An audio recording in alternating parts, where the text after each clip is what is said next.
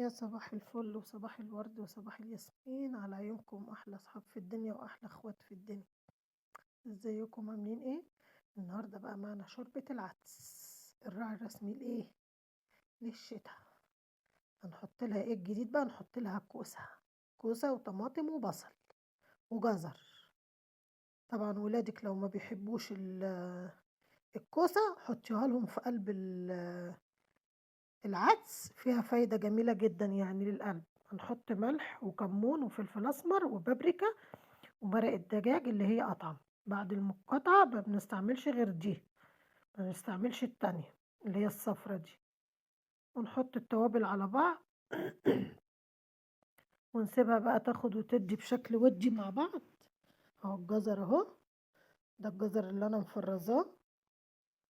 الجزر رخص دلوقتي جدا خالص، عايزه اجيب شويه بقى وافرزهم عشان خاطر رمضان، كل سنه وانتم طيبين. ونسيب ده كله ياخد ويدي بشكل ودي ايه الجمال ده وايه الحلاوه دي. مقدرش اقول لكم على الريحه بقى عامله ازاي. هنا بقى نجيب حته سمنه، انتي بتحبي تحطي شعريه فيه حطي، ما بتحبيش ما تحطيش، يبقى تحطي العدس كده في الحله وتطشي له طشه. انا جوزي بيحبه بالشعريه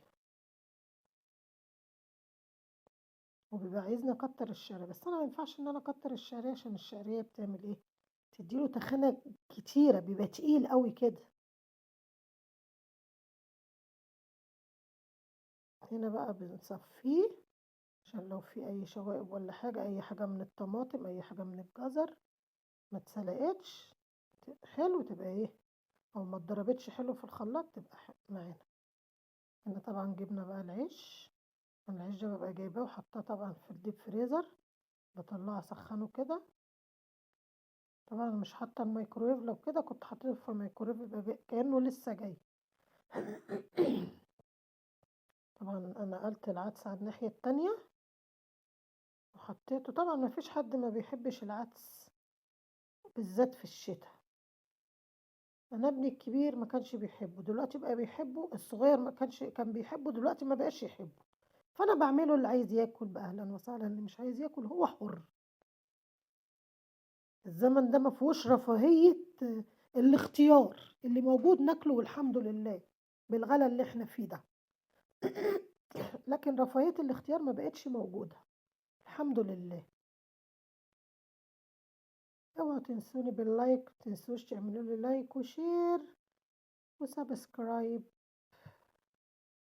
لايك وشير واشتراك في القناة وتفعيل زر الجرس عشان يوصل لكم كل جديد بنزله من يوميات هند عبد العظيم.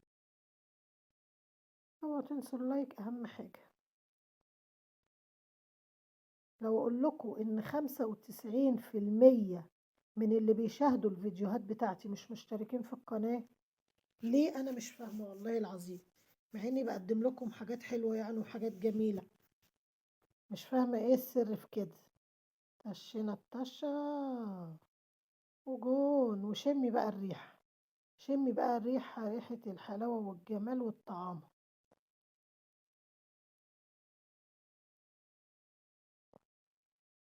انا من عشاق العدس، انا وجوزي، بأمانة يعني.